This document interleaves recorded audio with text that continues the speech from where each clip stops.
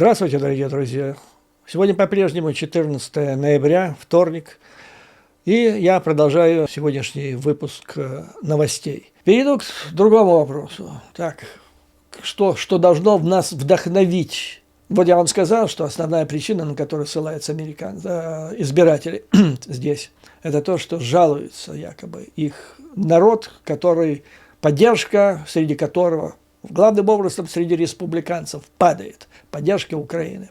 Так вот, наконец-то был проведен опрос общественного мнения, который провел Emerson College Polling, то есть полинг, опрос общественного мнения. Серьезная организация, входит в серьезную ассоциацию, Американская ассоциация изучения общественного мнения, которая показала, что среди американского населения подавляющее количество, в общем, если брать и республиканцев, и демократов.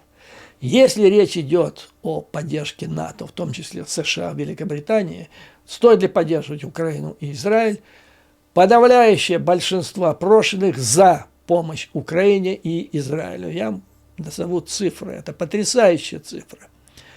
Значит, большинство жителей США считают крайне важным, чтобы страны, члены НАТО, включая США и Великобританию, продолжали поддерживать Украину и Израиль. 76% считают, что вот эти страны, что это очень важно оказывать поддержку Украине. Точно так же 77%, то есть всего на 1% больше, опрошенных считают, что надо помогать Израилю. Тут подчеркивается, что да, эта поддержка, она разная по партийным, так сказать, линиям. Среди республиканцев больше поддерживают Израиль, меньше Украину. Что касается демократов, то демократы больше поддерживают Украину, чем Израиль. Но в общем, я вам скажу, вы удивитесь, эти проценты, когда в общем 76% за Украину, которые из них 46 считают, что очень важно сейчас ей оказывать помощь. Другие считают, что достаточно важно, 31%. В общем, 76%. Вопрос, как важно с точки зрения глобальной безопасности и демократии, чтобы Соединенные Штаты с Великобританией продолжали оказывать поддержку Украине. В общей сложности 77%. Но это разгромное просто. Нужно донести это все до конгрессменов. Но надо это доводить не тогда, когда они голосуют сейчас. Приезжать Ермаку и рассказывать об этом. То есть я считаю, что Елена Зеленская, надо найти ей здесь партии, так сказать, союзника. Я думаю, одна из, может быть, бывших первых леди Соединенных Штатов могли бы это сделать. Но надо включать. У нее язык гораздо лучше, чем у того же Ермака. Ну и время может быть больше. Теперь очень важный вопрос для Украины. Кто будет президентом США? Кого изберут в следующем году? Байден или Трамп? Вот так стоит вопрос. Я вам сейчас расскажу два мнения, вам доложу. И вы поймете, насколько все сложно. Во-первых, вот люди, с которыми я говорил, они так отвечают на вопрос «кто?». Говорят, что результаты выборов президентских Соединенных Штатов Америки не может предсказать никто сейчас. Вот так. Но есть два варианта. Рассказываю первый вариант. Буквально 2 недели назад был проведен опрос общественного мнения в 6 колеблющихся штатах.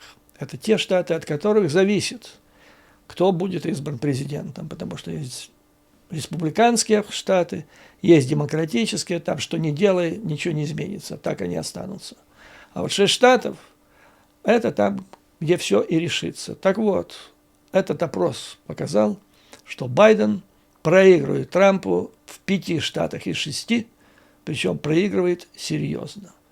И вот как считают сторонники этой теории, демократы это знают и понимают, что для Джо Байдена все кончено. Вот так трагически, драматически ставят вопрос.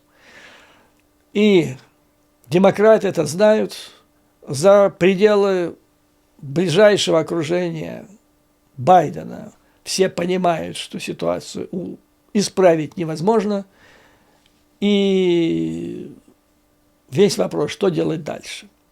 Представители этой точки зрения считают, что республиканцы, они повязали себя, повесили на себя как бы ядро на шею или камень на шею, связав себя с Трампом. То есть Трампа на шею себя повязали, и если он пойдет на дно, они пойдут вместе с ним. То есть они пойдут до конца. А демократы, они более умные, прагматичные люди, которые на прошлых выборах выставили против Трампа Байдена, потому что знали, что он победит. А теперь они понимают, что он не победит, поэтому надо его менять. И они могут его поменять. И считают сторонники этой теории, что они поменяют Байдена. Весь вопрос, когда это произойдет. Считается, что чем быстрее, тем лучше. Потому что, надо финансовую базу подвести, нужно развернуть штабы там, нового кандидата и так далее. То есть, чем быстрее, тем лучше. Все ждут Байдена. Есть несколько вариантов у Байдена. Опять-таки, чем быстрее, тем лучше. Но последний срок – это вот летом, когда будет конференция, съезд Демократической партии. И там он может, в принципе, сам отказаться. Руководство Демократической партии может собраться, есть у них даже такой термин исторический, прокуренная комната. Однажды так было. Целую ночь сидели, курили сигары и раз выбрали кандидата. Считаю, что лучше. Вот так можно. Так может произойти и этим летом. Но, повторяю, чем раньше, тем лучше. Это плохая новость. Так, относительно плохая новость для демократов. Но хорошая новость заключается в том, что кого бы ни выставили против Трампа на следующих выборах, он проигрывает любому. Ну, что показал тот же опрос общественного мнения. Трамп имеет огромный отрицательный рейтинг среди тех, которые его не любят. Положительный рейтинг у него не растет. И вот внутренний опрос общественного мнения показывает, что любого выставь демократа, и он проигрывает. Поэтому вот чрезвычайно важно, чтобы Байден сделал это решение. Он должен сделать это решение, считают сторонники этой теории, потому что, почему у него нет шансов прежде всего? Не потому что интеллекта не хватает, у него интеллекта это один из самых, я бы сказал, выдающихся политиков, специалистов во внешней политике. То, что он сделал после российской агрессии, начала полномасштабной агрессии, это чудо, чудо. Многие это оценят, когда пройдут года. И я вам говорил месяц-два назад, что может наступить такой момент, где-то через год-полтора, когда многие из нас со слезами, горькими слезами будем вспоминать доброго дедушку Байдена и то, как нам хорошо жилось при нем. Но он стар и продолжает стареть, и ничего с этим не поделаешь. Поэтому Байден должен уйти как можно скорее, потому что сезон первичных выборов уже начинается. Теперь, этот съезд, на котором, это должно произойти, должен пройти, если я не ошибаюсь, 15 июля в штате Милуоки. Так что ждем. Сторонники этой теории подчеркивают, вот их лозунг. Те внутренние опросы общественного мнения, которые сейчас имеются, посылают Трампу одно и то же сообщение. Ты не можешь победить, если только против тебя не будет Джо Байден. Страна ждет третьего человека, третьего кандидата. Не Трампа, не Байдена, третьего. И согласно последнему опросу Gallup, поддержка третьего выбора, третьего кандидата достигает 63% избирателей. Он с разгромным счетом выигрывает у Трампа. А Трамп против Байдена, если тенденции, которые сейчас сохранятся, выигрывает 300 голосов, 300 мест. Это гораздо больше, выборщиков, это гораздо больше 270, которые надо для победы. Вот с этим я попросил одного из инсайдеров Демократической партии, которого хорошо давно знаю, прокомментировать эту историю. Значит, вот что он говорит. У него история еще сложнее. По его словам, Байден не уйдет. Ну вот просто не уйдет и все. Поэтому, с его точки зрения, ситуация следующая. До вот этого съезда или конференции Демократической партии в Милуоки 15 июля Трамп уже будет признан судом, осужден. И он будет уже, как они говорят, convicted felon, или преступник, получивший срок. Его адвокаты будут всячески, то есть они подадут апелляцию и будут пытаться всячески затянуть эту апелляцию. Поэтому очень важно, значит, как быстро этот вопрос будет разбираться. Одновременно будет нарастать и получать большую популярность требования отстранить Трампа по 14 статье. Помните, я вам говорил, да, рассказывал об этом. То есть тот, кто присягал Соединенным Штатам и совершил тяжкое преступление, осужден был за это, тот не имеет права занимать выборную должность, любую, включая должность президента.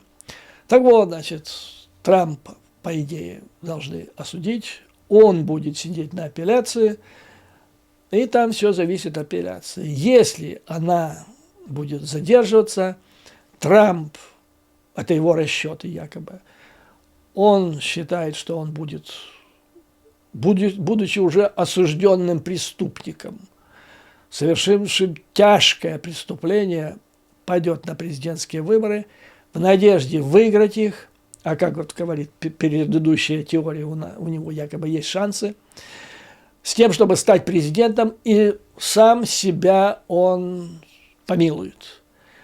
Но есть такая теория, которая, он, кстати, обыгрывал эту идею, когда ему импичмент первый, второй впаяли, он подумывал о идее самопомилования. Тогда ему объяснили, что это невозможно.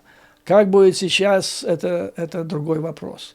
Потому что планы сторонников Трампа и его самого, они, даже страшно становится, когда начинаешь слышать, чем-то это напоминает 1933 год. Человек, выступая перед своими избирателями вот сейчас, он хвалит всех автократов. Орбана он хвалит, Си Цзиньпина за то, что они жесткие лидеры, все держат в кулаке. Путин – это вообще дружбан, как вы понимаете. То есть он собирается предпринять ряд законодательных мер для того, чтобы концентрировать власть в стране в руках президента, сократить роль и суда, и законодательных органов власти. И потом, значит, начнет свое президентство с мести всем остальным, и пойдут разборы тут всякие, процессы над теми, которые когда-то, как он считает, его преследовали и так далее. Короче говоря, в стране будет невероятнейший бардак. И тогда очень трудно, то есть есть два человека, мы точно их знаем, которые в этой истории будут заинтересованы больше всего и готовы влить все, что угодно для того, чтобы так случилось. Это Си Цзиньпин и Путин. Вот, господа, то есть это вот тот фон или та атмосфера, в которой мы сейчас с вами живем, вот та борьба, которая сейчас развивается. Очень будет важно, что произойдет до конца ноября, в декабре в отношении пакета помощи Украине. То есть по-прежнему все говорят, что есть большинство в одной палате представителей, в другой. Но ситуация такова, как я вам докладывал, когда она только возникла, что вот эта маленькая группа этих отмороженных трампистов приобрели над остальной фракцией чрезвычайную власть и могут влиять, решать вопрос то туда, то сюда. Майк Джонсон, новый спикер Палаты представителей. Я вам говорил, что он глубоко верующий человек. Сейчас я нашел, какой какой религии, какой веры он придерживается. Он, как пишут, глубоко верующий баптист. Я очень уважаю людей, протестантов, потому что у них есть вот костяк такой моральный, знаете. Для них важны высшие ценности. И, кстати, он в последнее время, то есть когда до выборов спикера, он говорил, что в Украине сейчас как-то так и времени нет думать. Сейчас он работает, ищет вариант для того, чтобы протиснуть этот пакет помощи Украине, но еще он считает чрезвычайно поэтический, как он называл, замечательный, вкуснейший вариант – это разморозить те активы российского Центробанка на сумму примерно 300 миллиардов долларов и использовать их для помощи Украине. Ну, дай Бог ему помощи в этом добром начинании. Вот на этом, дорогие друзья, я хотел бы закончить сегодняшний выпуск. Как всегда, слава Украине и вооруженным силам. Враг будет разбит, победа будет за нами. Вам, дорогие друзья, выдержки, мужества и твердой веры в нашу неизбежную победу. Я в нее верю. До новых скорых встреч.